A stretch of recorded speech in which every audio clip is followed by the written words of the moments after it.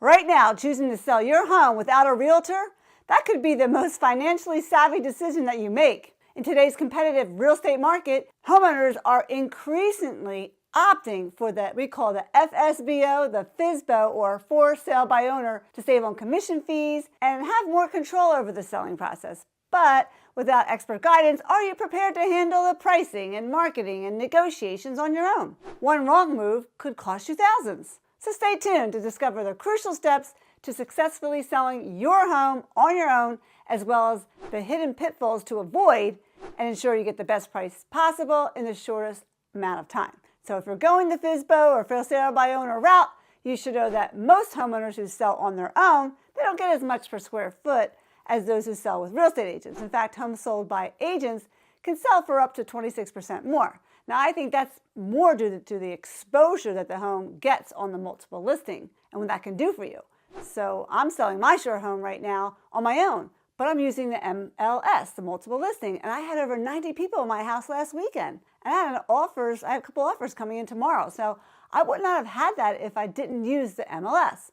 So selling your home on your own, is it a risk? Yeah, but it's definitely doable. You can get your property on the multiple listing right now for less than $200 through websites like yourigloo.com or houseo.com or flatrealty.com and several more. Now, if you plan to do that, it could save you thousands. Diane Cardano here to hit the top 10 crucial steps to get you started. And send me some love.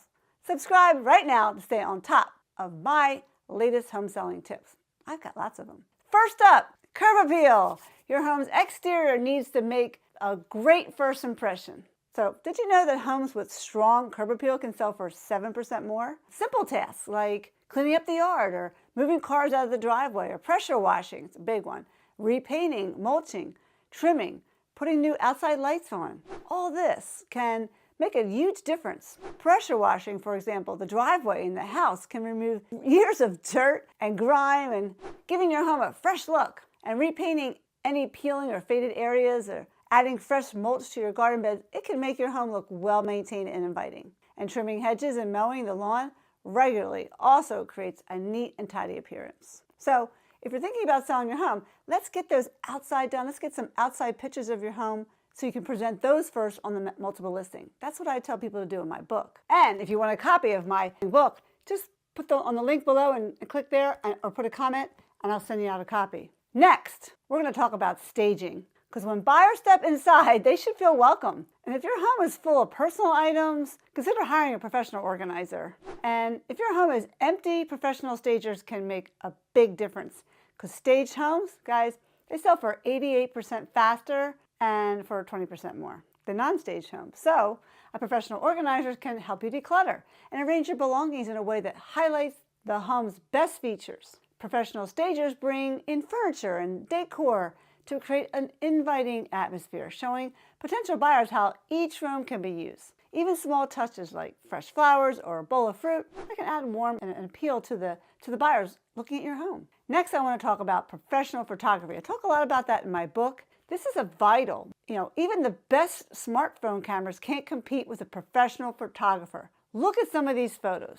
This is a dining room before staging in professional photography and now after. And the difference is like night and day. Professional photographers use high quality cameras and lighting to capture your home in the best possible way. They know how to highlight spaciousness and light and can edit videos to enhance colors and remove imperfections. These videos will be used in all your marketing efforts, so investing in a professional photographer is crucial. And I can get you a list of those from your area and help you find one of those. And I have a complete section here about professional photography and how to take staged photos, even if you're not ready yet, if everything's not ready, how to take pictures, we call them fake stage photos of your home, just for pictures until you're ready for showings.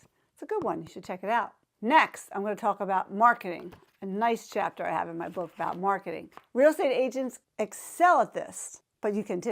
List your home on Zillow, Trulia, and Realtor.com using your professional photos. And you can get in there by going on the MLS using those websites I told you. Like I said, paying to list your home in the MLS is critical. Exposes your home to thousands of potential buyers and agents. It's a powerful tool because it's the main database that real estate agents use to find homes for their clients. And by listing your home on the multiple listing, you make it accessible to a wide audience of actually people who are actually looking for a home.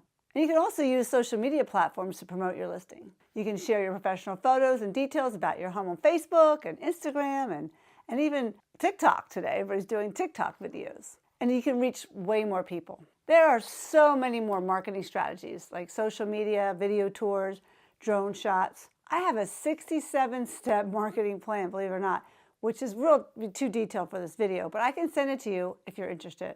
Just comment below. And social media is a great way to reach a larger audience. You can create posts about your home, share updates, do stories and reels, and even run targeted ads to reach potential buyers in your area. I spend thousands of dollars marketing our listings that way, and it works. Video tours and drone shots can give buyers a better sense of the layout and surroundings of your home, makes it more appealing. And we also recommend creating a dedicated website for a home where buyers can find all the information and photos all in one place. Next, the 5th step, get a competitive market analysis, or CMA. This compares your home to similar ones in the area, helping you set the right price. Another chapter in my book. A CMA looks at recent sales of comparable homes, considering factors like size, condition, and location. It adjusts for differences such as upgrades or needed repairs. It gives you a realistic price range for your home. You don't want to price your home too high, nobody will show up. And pricing your home correctly from the start is crucial. It attracts serious buyers and avoids having your home sit on the market for too long, and then you have to reduce the price, which is terrible. Now, you can often get a CMA from a real estate agent or through online services. You can have a couple agents come over, let them give analysis of your property, and then you can kind of figure out which one that you want to go with. Now, once your home is listed and priced right, showings will follow. So make sure your home is ready for showings. Most buyers will have agents who are there to negotiate on their behalf, so you don't have to worry about dealing with the buyers directly. Now, these agents do represent the buyer, and they don't represent you.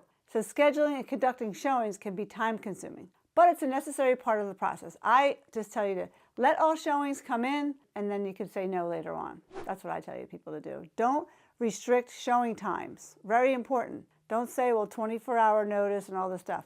That doesn't work. You do need to prepare to accommodate potential buyer schedules, maybe weekend showings, evening showings. And you guys, you need to leave the house. It's best to leave the home during showings. Give the buyers the freedom to explore and ask questions without feeling pressure. You can just wait outside and answer their questions on the way out. Make sure your home is clean, scrubbed like you would detail your car, and tidy for every showing. Put away things. Make the best impressions. And during showings, what do? Like I said, step outside, avoid unintentional disclosures. Handling showings and negotiation yourself can be tricky. I'm doing that for myself right now. It's really, really tricky. And I know what I'm doing, but it's part of the process. Now, buyers may ask questions about the home, the neighborhood. That's stuff you can answer, because it's important to provide honest and accurate information without revealing too much. That's stuff that the realtor can't do for you. But be prepared for negotiating. Start negotiating from the very first phone call.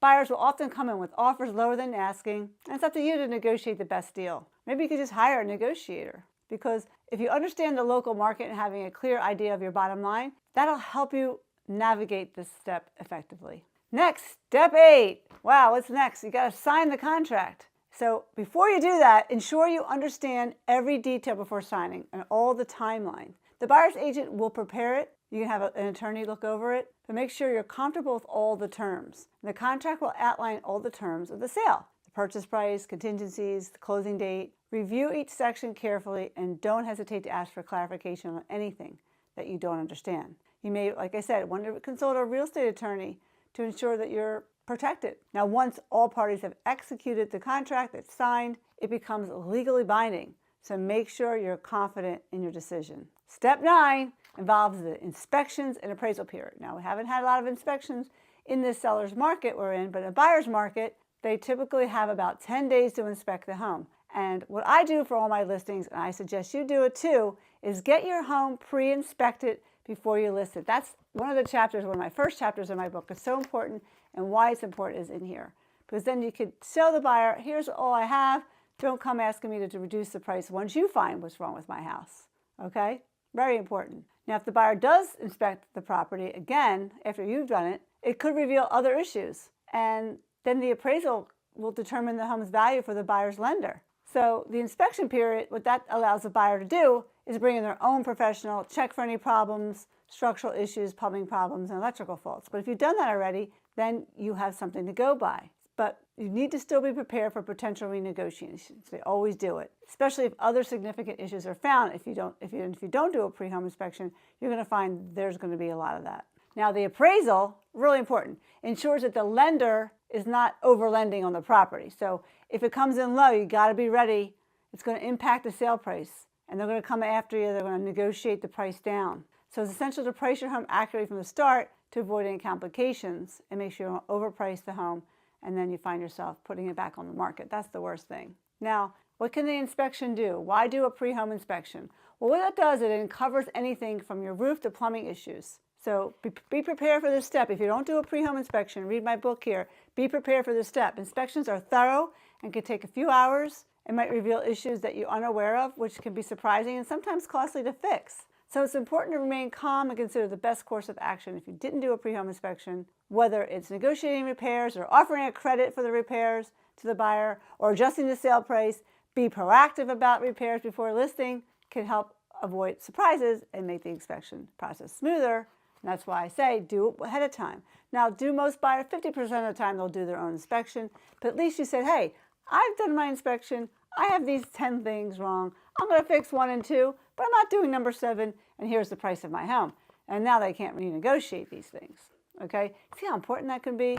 You can actually pack your bags and get started and start moving. The last step is celebration day at the title company and closing. So you can actually sign your papers ahead of time, but if you decide to go to the title company, they're the people who are going to ensure there's no liens on your property, everything's free and clear.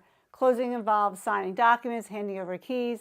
It's kind of the final step to transferring ownership. The title company is going to conduct a title search to confirm you have clear ownership of the property and there's no judgments against you that you don't need to pay off, and that you can legally sell the property. They're also handling the escrow account, ensuring all funds are properly distributed. And on closing day, you'll review and sign a stack of documents, including the transfer, mortgage payoff statement if you have a mortgage, and final disclosures. Now, many of our clients, what they do is they get this done ahead of time.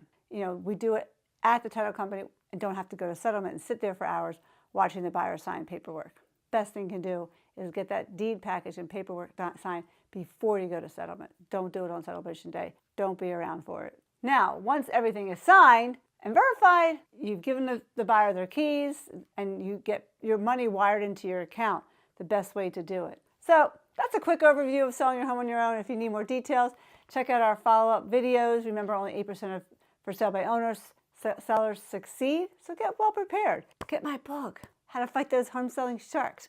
And good luck. Remember to have a trusted real estate professional to consult if needed. I'm here for you if you're in my area, or I can refer you to somebody. I hope you found these tips helpful as you embark on your journey to sell your home. Remember, selling without a realtor can be challenging, but with the right preparation and the right strategies, it's entirely possible. Love to hear your stories. I told you one of mine.